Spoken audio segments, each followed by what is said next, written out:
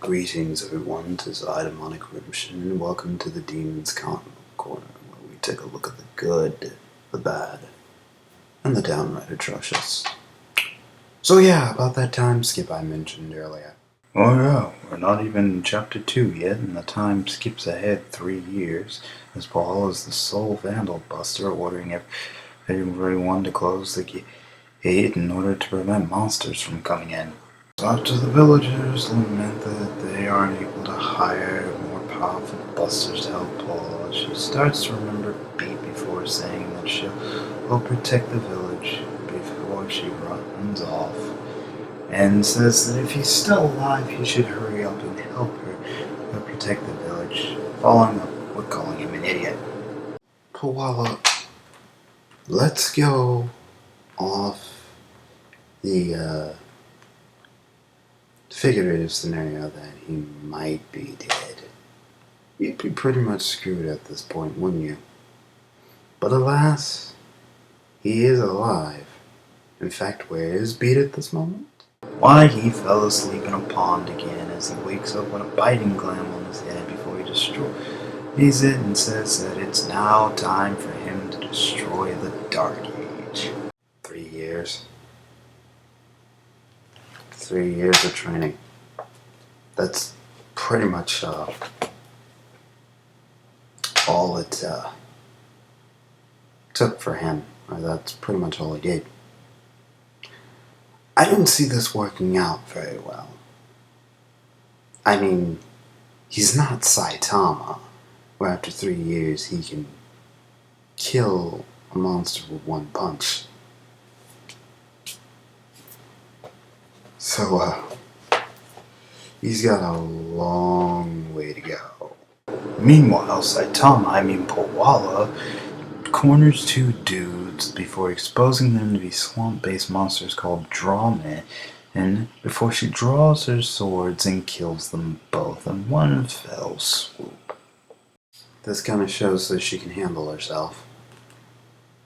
And for reasons that I get into later, kinda hoping this is a thing with her, and that she won't be useless. Again, I'll get into that much later in a later video. So after she goes back to the appraisers to turn in her commissions and gets leveled up to level 21, she then decides to go up to the Vandal Mugen. After being warned that might be a bad idea, she's fine, because she's teamed up with a party of level 21 or higher busters. I mean, what could possibly go wrong?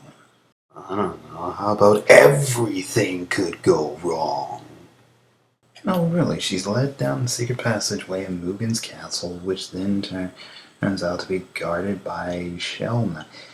It's before she actually gets to meet the Vandal himself, and then proceeds to try her plan of binding his arms and legs before her party turns on her and turns out to be monsters themselves.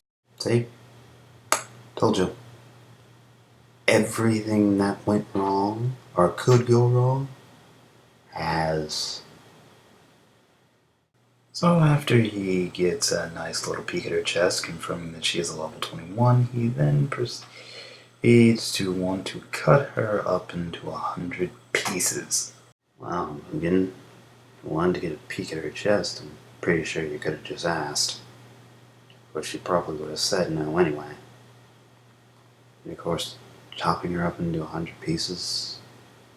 Really? Huh? Well, actually, no, he doesn't want to chop her up into 100 pieces. He just wants to give her 100 cuts, which presumably with a blade that big would probably kill her. And of course, that's the idea. But let's move on. Paula, however, is saved from this grisly fate by Beet, who makes a rather timely entrance.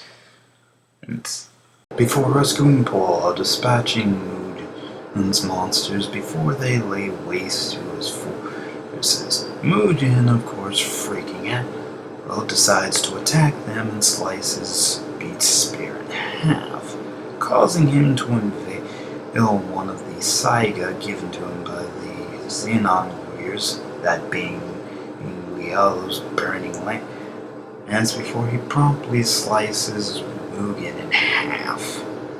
I guess you could say with everything that's transpired, Mugen has fallen to pieces. That was bad, I'm sorry. And also chapter ends with fallen Mugen and Beet vowing to end the Dark Age. I want to say a little bit better because it was a lot faster in pace and a little more action oriented. But then again, I'll save the overall summary when I get to the final and fourth chapter of this book. Now with that established, I can get on to reviewing more Crossed. Ooh.